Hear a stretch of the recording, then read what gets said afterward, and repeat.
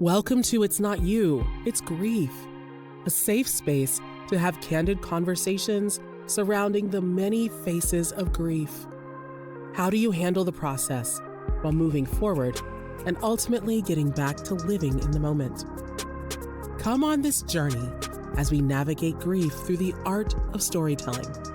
And now for your host, Ahira Smith.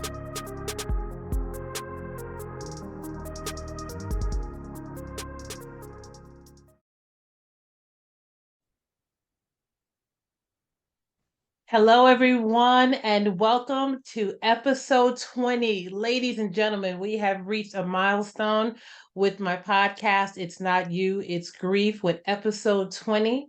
My name is Ahira Smith. I am the grief mending coach, owner of From Grief to Life. Thank you so much for joining me on another special episode. Today, I have a guest like no other. I had the pleasure of working with this gentleman while I was in North Carolina.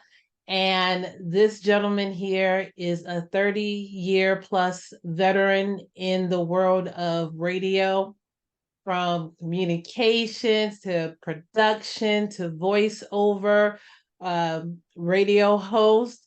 He is also the voice of North Carolina Agricultural and Technical State University athletics for more than 15 years.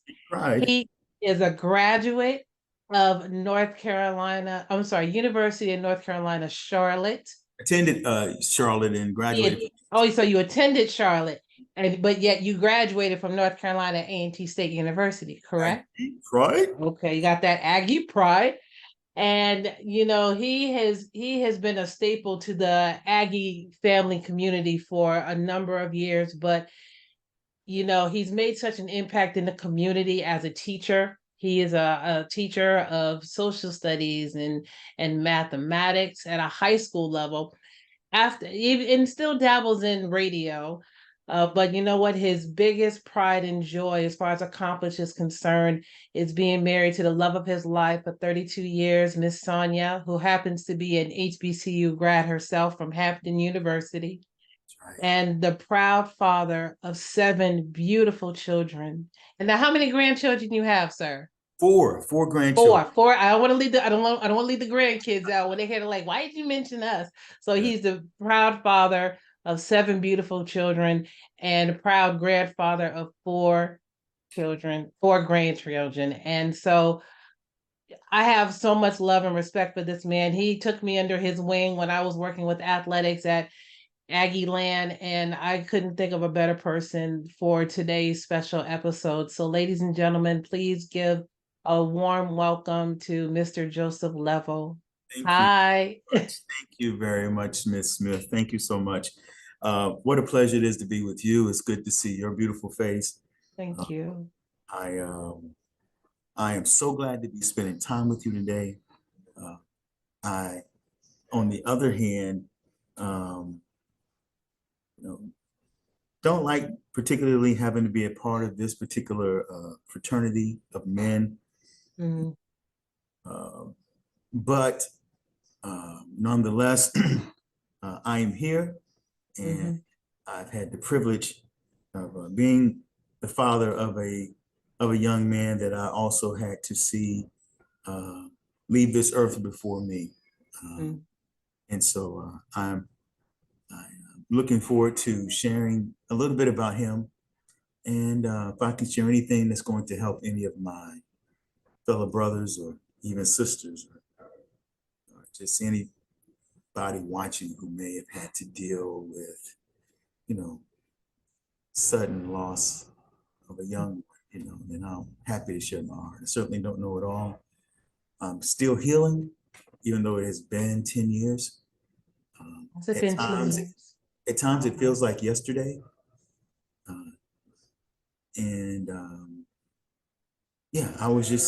It was funny because even this last night, no, it was this morning. This morning, I wouldn't have been able to share this with you until now, but my wife was early this morning in the bed. She was watching a video on her phone of an interview, and it was of someone we knew, who had been drafted, NFL, a young man we know who had been drafted and comes from a great family, and we know them, and they were showing, going back to the day he was drafted, and how he was surrounded by his family, and very, very, a family that I think is similar to ours. And it just hit me because my son who passed was an athlete. He was actually a nationally ranked athlete.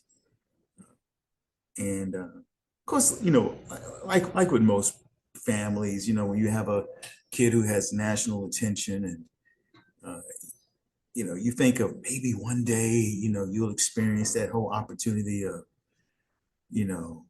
being at the draft, or something like that. And we were so excited for this young man, and we are for all the young men that grew up around my son who have had collegiate and professional success. But you can't help every now and then but have that moment where you wonder, you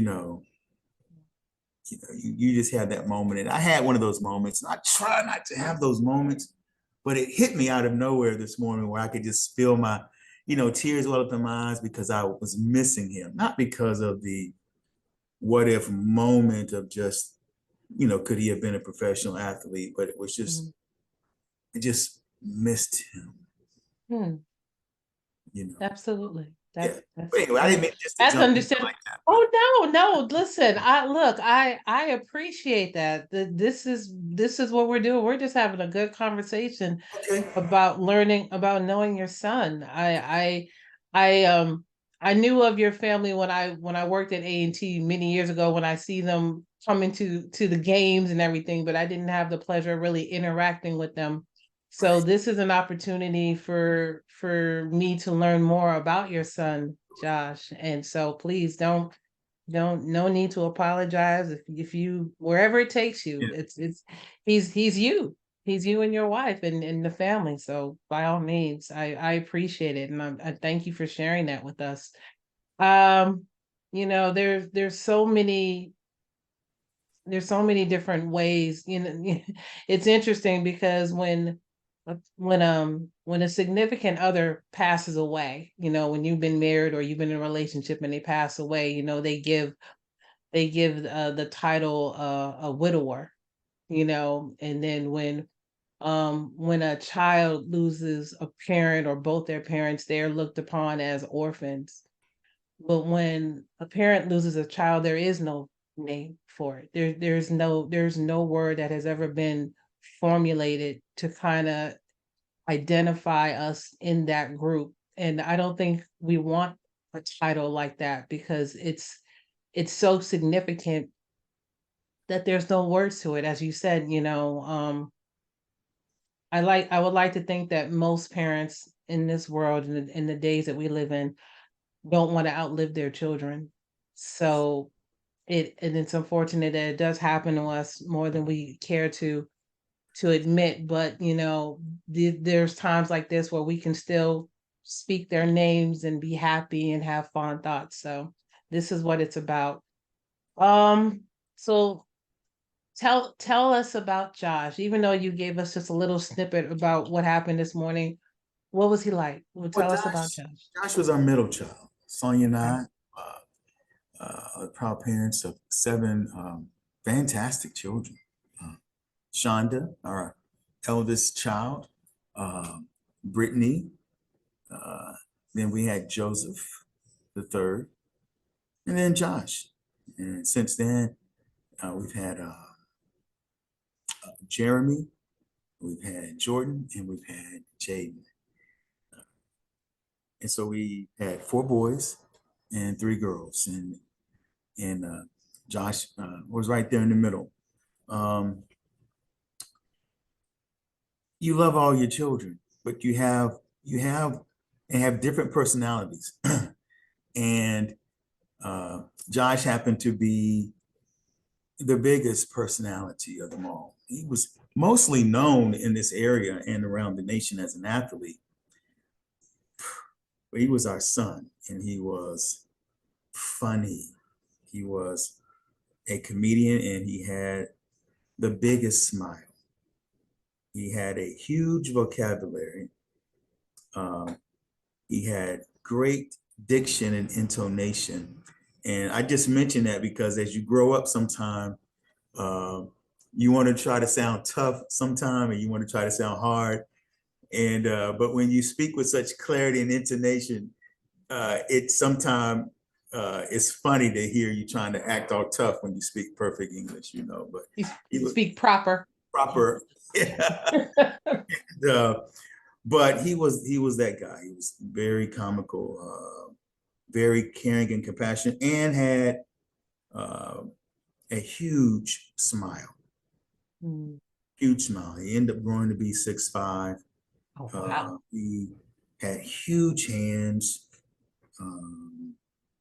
a huge smile. And so I loved when he hugged me because I could literally feel his hands like spread across, my back, or if I ever shook his hands, his hands were like huge, and he had a big smile. It was very difficult for me to stay mad at him. I was always in father mode, because not a perfect child. But I had the privilege of being a father. And so I enjoyed him, but I also, I took being a husband and a father very serious. And so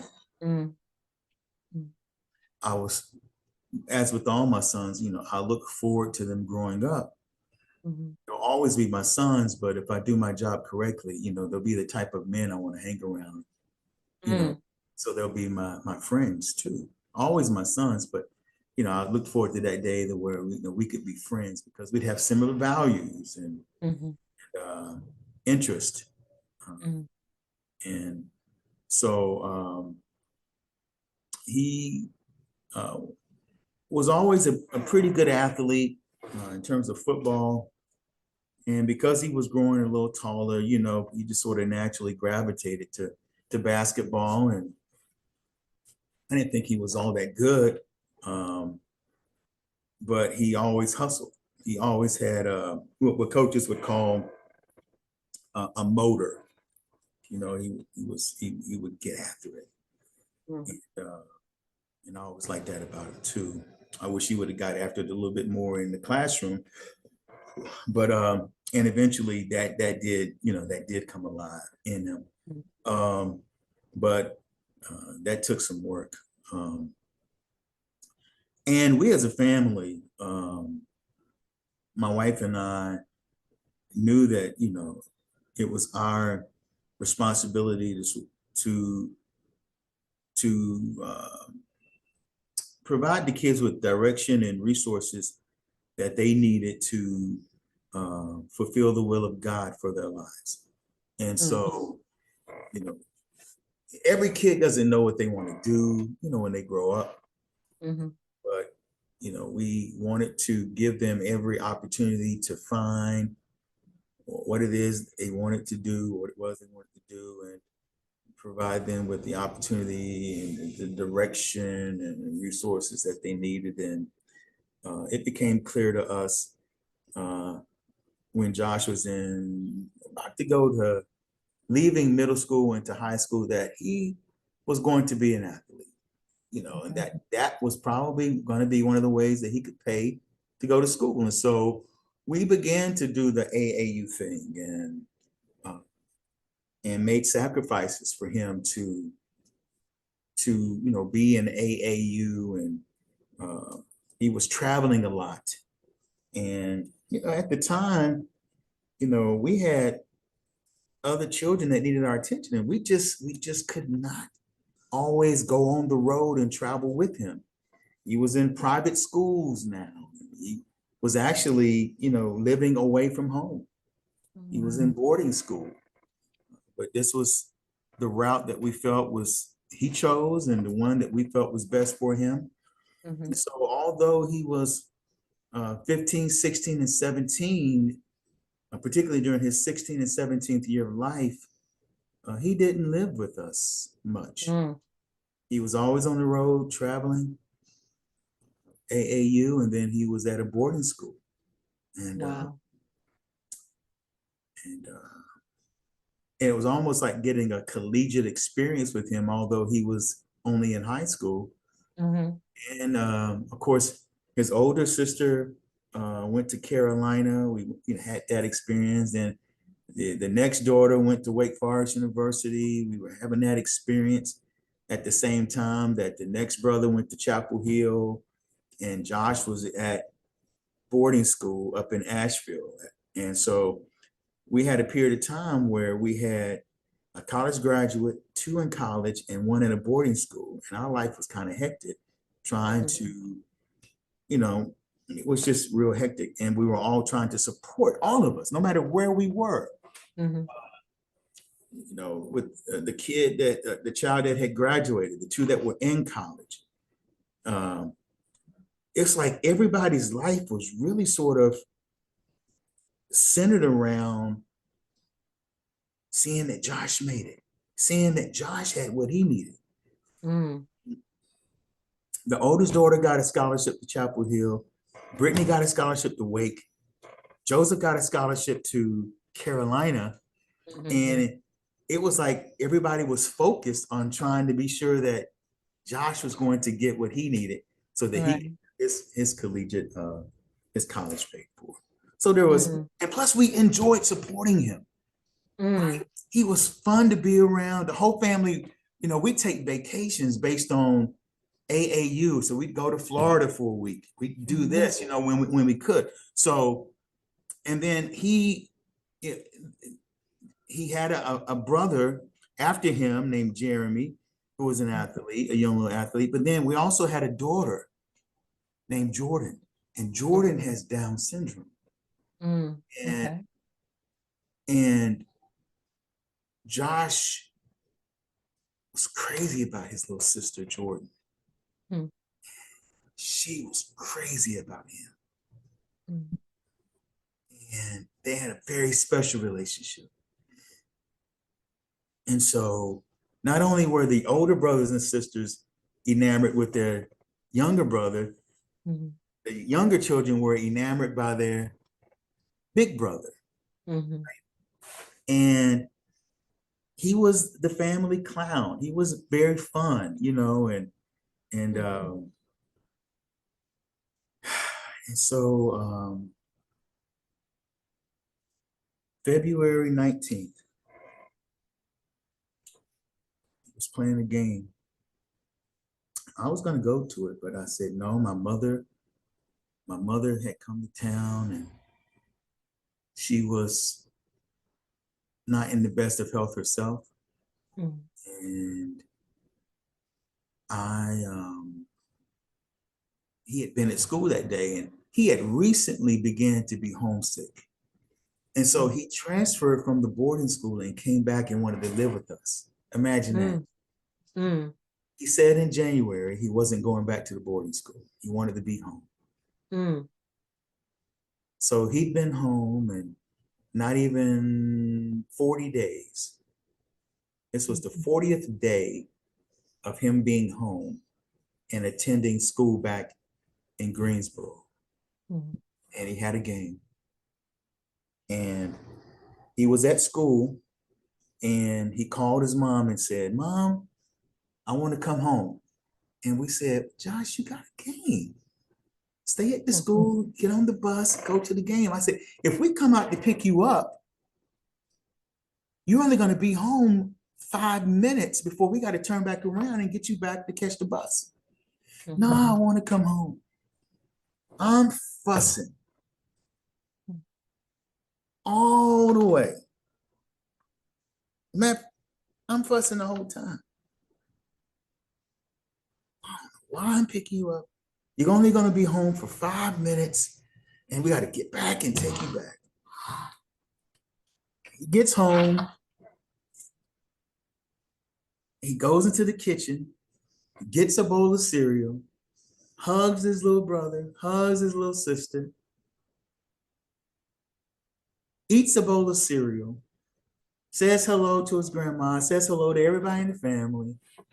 He's not home 5 minutes. We got to get back in the car and drive him 20 minutes back to school so he can catch the bus to go to the game. Mm. I fussed all the way.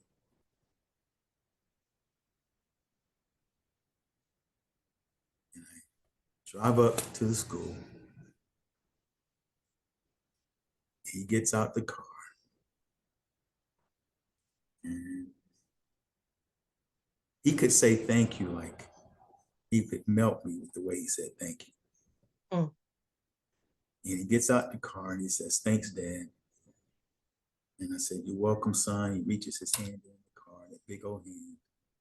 I grabbed it. I said, I love you, son. I said, I love you too, Dad. Thanks.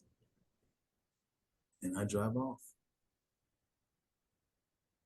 I had no idea that was the last time that I would see him alive. I fussed the whole way to go pick him up so he could be at home for 5 minutes. He'd only been home for 40 days. He had wanted to come. Mm-hmm. Here it is. He wants to come home for 5 minutes. I'm fussing the whole time going to pick him up. The whole time. Yeah.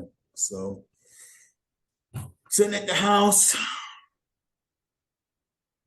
I knew the game started probably, I thought it would have been around halftime or so. And I'm going to pick up my cell phone to call. And before I could pick it up, it's ringing. And I'm thinking, yeah, they're calling to tell me, what's going on in the game. And I picked that phone up. And I said, hello. The person said, Mr. Lovell. I said, yes.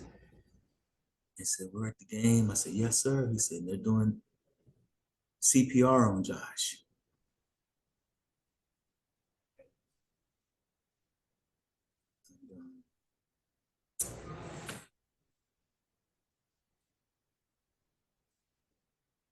I screamed. Just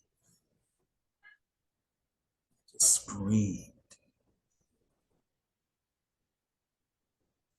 And my wife came downstairs and everybody's looking at me like, what's going on? I didn't want to say out loud to everybody. And my wife just took the phone. I don't know what they said to her, but we jumped into the car. We ran out the house, grabbed keys, jumped into the car.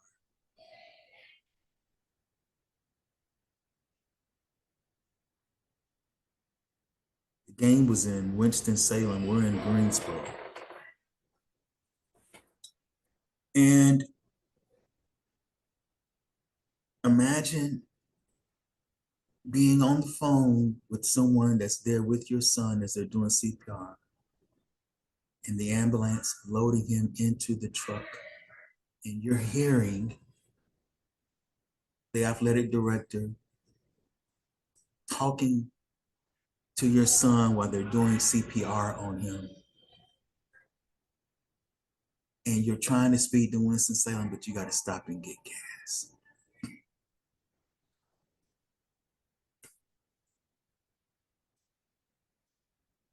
I'm pumping gas in a car, listening to them talking to my son while doing CPR.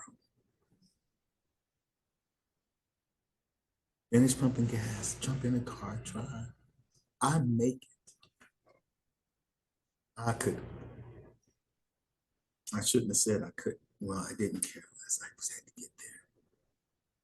And I know that sounds reckless because I didn't want to put anybody's life in danger either, but I had to get there. Got there. I got to the hospital before the ambulance. They were already in Winston-Salem. And as soon as we got into the hospital, the ambulance rolled up. going down the hallway, and they bring my son in and on the stretcher, on top of him. And I watched him for literally 45 minutes, asking me questions about what did he eat, what did he do, his history, all this stuff. And then finally, he looked at me and said, "Sir, I'm sorry. There's nothing else we can do." I'll never forget my wife just looking at the doctor. She says, "That's it." It was just the silence. It's just like, I lost my dad to cancer. And I remember watching him deteriorate 6 months and still being caught off guard when he died. But it didn't even compare to the silence of this, of a healthy 17-year-old, everything in front of him. It was done. It was done.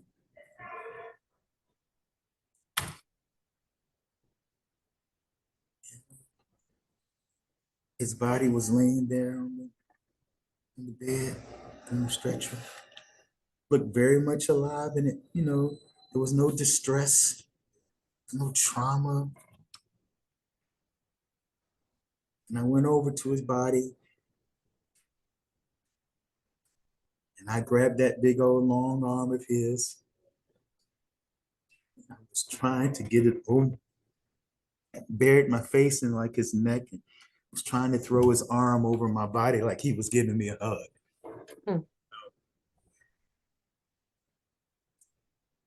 And each one of our, and we live in this age now, it was 10 years ago.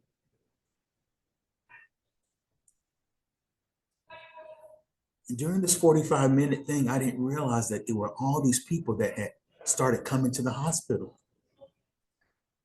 Friends of our family, our daughter who was at Wake Forest in Winston-Salem, all kind of people, friends and family and minister friends. The girl he was dating at the time, her and her family. And I'm like, we didn't call anybody. But what we didn't also understand too, before Josh's body had even gotten to the hospital, Twitter and social media had already started, "Rest in peace, Josh Lovell." And that's how his brother found out at Chapel Hill. Oh, God. He hadn't even called him anything. He's looking at social media and they're talking about "Rest in peace, Josh Lovell."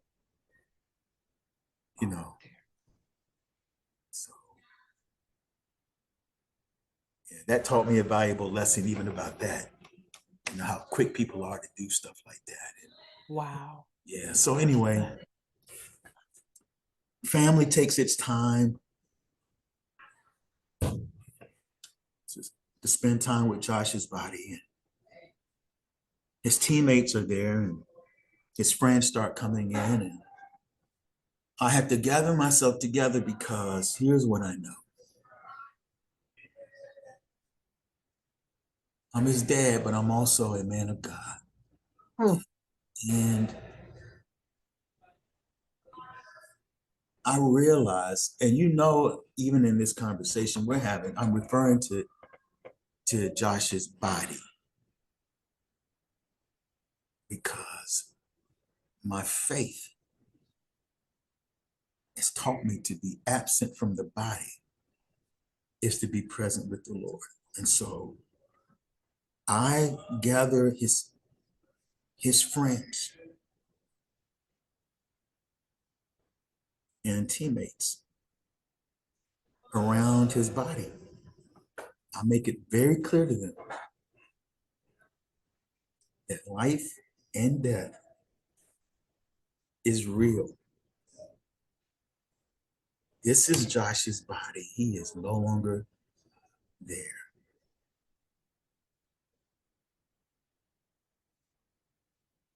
I said he is in the presence of the God of the Lord because he made a decision in his life that he was going to accept Jesus Christ as his Lord and Savior.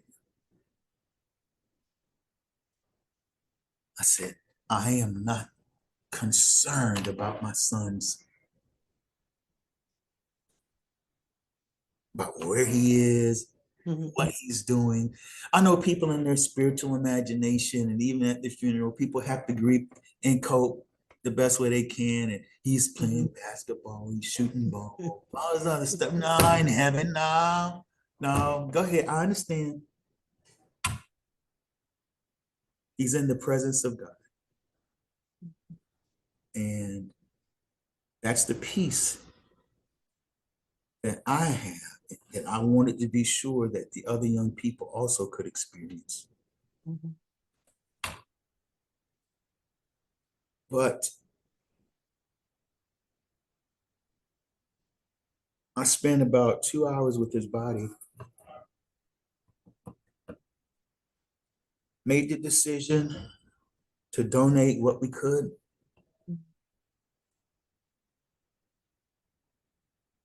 And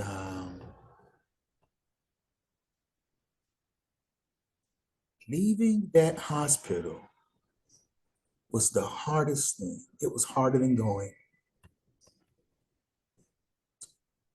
It was the finality of knowing that when I left that hospital, I'll be honest with you, for me, I didn't want a funeral. I didn't want to see Josh's body in a casket. For me, if I could have left that hospital and not have to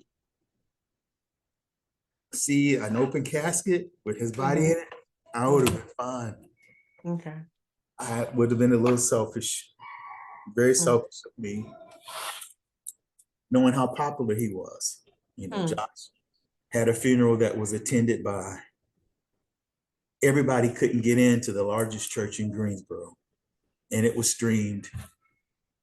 I can't remember, it was thousands and thousands of people that streamed it because he was a very popular young man in this area, and it was very shocking. But and there were tons of people.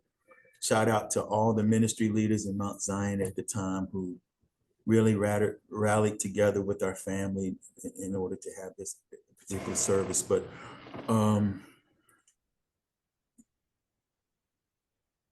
leaving that hospital that night was so hard. Going back to my home, I couldn't sleep. Every time I closed my eyes, every time I had my, and you know what? As much of a spiritual man of God as I am, I was so frail. I would have thoughts like, Josh is gonna walk out that closet. Like when I stepped outside the house, I said, Josh is gonna appear to me. You know, I was just in my own mind, I was just tripping. I was broken. My whole psyche, everything about me was broken. I was trying to keep it together. And plus, I had to be there for my wife. We didn't even sleep in our room that night. We just cried. The only person that was that, I don't know, my son Jeremy shared a room with Josh.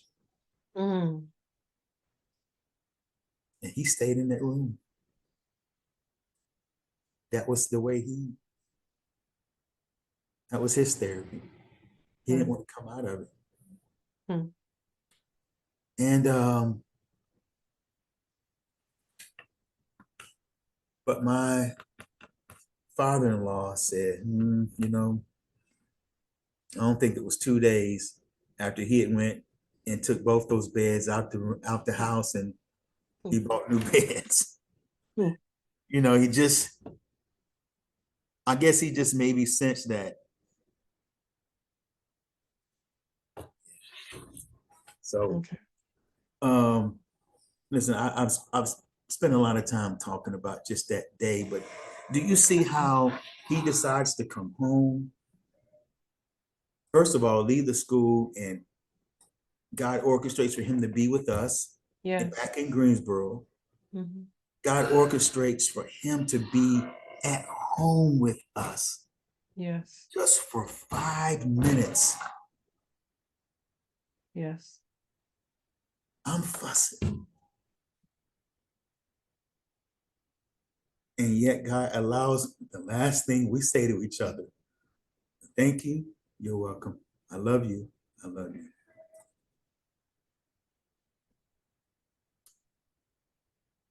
And I have a memory that with me, I remember everything we did, everywhere we went. So I can't go anywhere. Hmm. I don't care where I go. I have memories of him with me all over Greensboro. I don't care if I'm driving down I-40 West, 40 East, 85 South, 85 North. I have memories of every airport I go to, every restaurant we go to. It's all about, man, it was like for years, and it's 10 years now. I still remember that stuff. And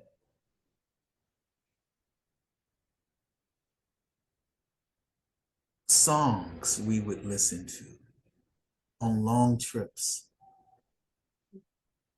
looking in the rearview mirror and seeing his smile. I still have clothes. He was 6'5", and I would be thinking, well, maybe Jeremy's about 6'2". Well, maybe Jeremy will grow into his clothes. And I have a son that's 12, Jayden, who's already my height at 12. And I'm thinking, well, maybe Jayden will wear some of this stuff. I still have some of his size 15 shoes, and I'm still at the house, and I keep his mementos. And but I think the greatest reminder of Josh, aside from looking into the faces of his brothers and sisters, are those young men that he grew up with, have gone on to become NFL players, NBA players, lawyers, doctors. When I look back at who we raised our son around, man, those guys have honored Josh by becoming the best versions of themselves.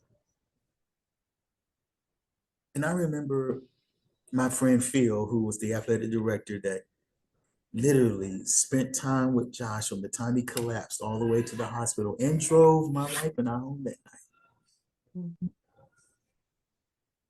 He made a comment to one of the television stations that has resonated with me. You know, when he said, you know, people want to remember Josh as an athlete. He says, I will never remember Josh as an athlete. I always remember Josh as for what he could have been and contributed to society. He always thought Josh had the personality to be like an ambassador or some type of politician, you know, some type of world changer like that, you know, and An when I agent look of change. yeah, because you know, look, your athletic career is going to end. And for the lawyer, his friend Christian, who played basketball at Elon, who went to law school, you know, for his friend Hendon, who went to, you know, a couple of universities, namely Tennessee, and got drafted by the NBA. You know, all these young men who are doing fabulous things. Theo Pinson, his cousin, you know, all these things, these guys are doing great things in life. And now they have beards, and they have wives, they have children. And And you wonder, what would Josh look like? Who would he have married? Would he have any grandchildren? Any children? Where would he live? My wife and I can go visit our older children. Where would we go visit him? Mhm. And just the fact that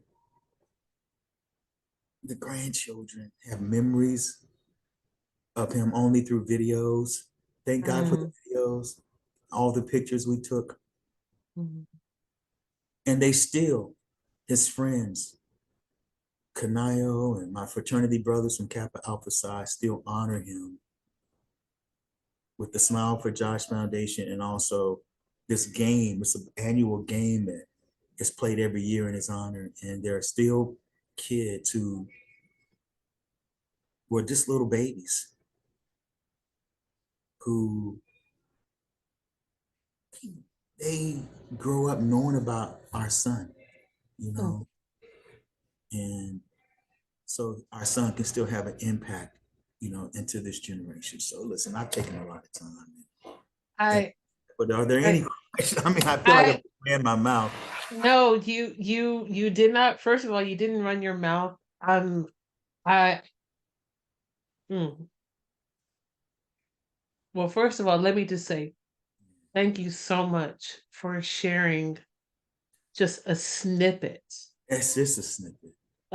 it's just a snippet of how wonderful your son is, was, continues to be in terms of not only how much of a figure he was with you all's household, but just how he's impacted those who he had encountered, whether directly or indirectly. The fact that um because of a turn of events, people are able to still honor his memory because of the games or because of the charity events that, as you mentioned, the men of Kappa Alpha Psi Fraternity Incorporated still honor your Yeah, son. they helped out Um, Leo you and know, a Smile for Josh. And I want to say this because people may be wondering, well, what happened to him? Well, he did collapse during a mhm, game. mhm, And, for months, we didn't know what the cause of death was. mm, And so there was speculation we had to deal with. Was he taking mm. a drug, Oh, wow. steroids? Was he doing this? Was he doing that? And then we had to immediately begin evaluation because maybe there was some type of medical underlying condition within the Okay. family. Mm-hmm. And my wife and I were taking our first getaway together. Mm-hmm. It said we just need to get away. It had been about 2.5, 3 months. Mm-hmm. We were going to go to Charlotte, and we were on the road just from Mm-hmm. Greensboro. We were going to spend the night in Charlotte, Mm-hmm. and our phone rang, and it was like the Winston-Salem Medical Examiner's Office. Oh. You need to take this. And the gentleman said, I need to call you because the news people have it's been released what we wanted to.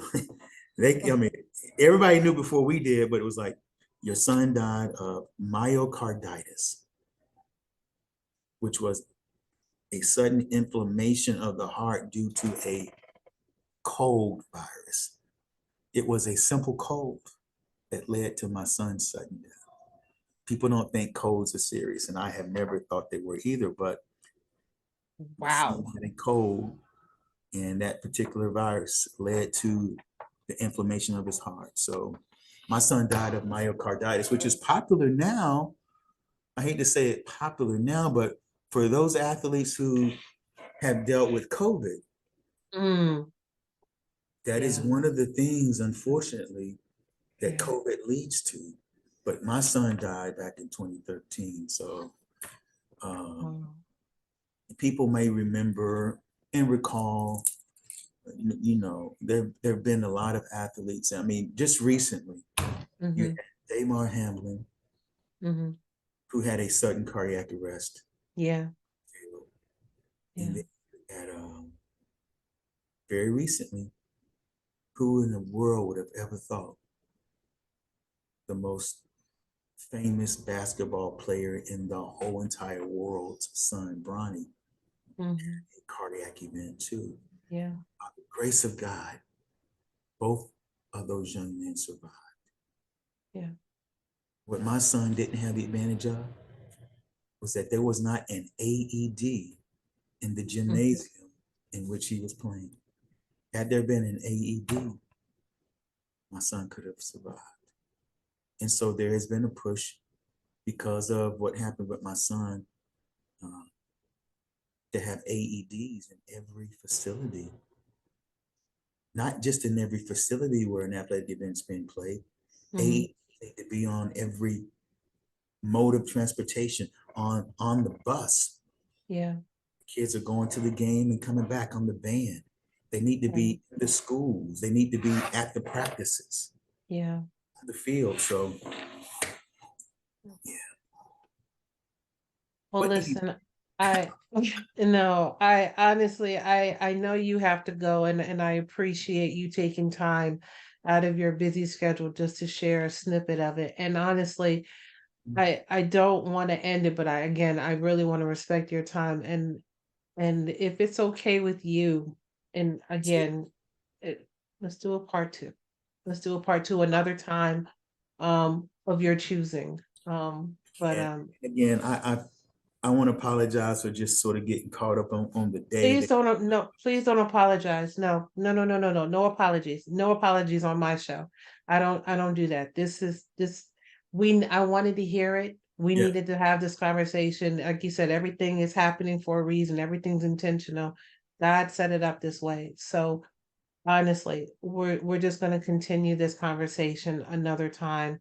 And because we want to hear more about Josh, and of course we really want to know how you have been handling your journey with guarding grief and loss since that time, and what you felt or what you believe grief was prior to all this happening, because I know it changed you.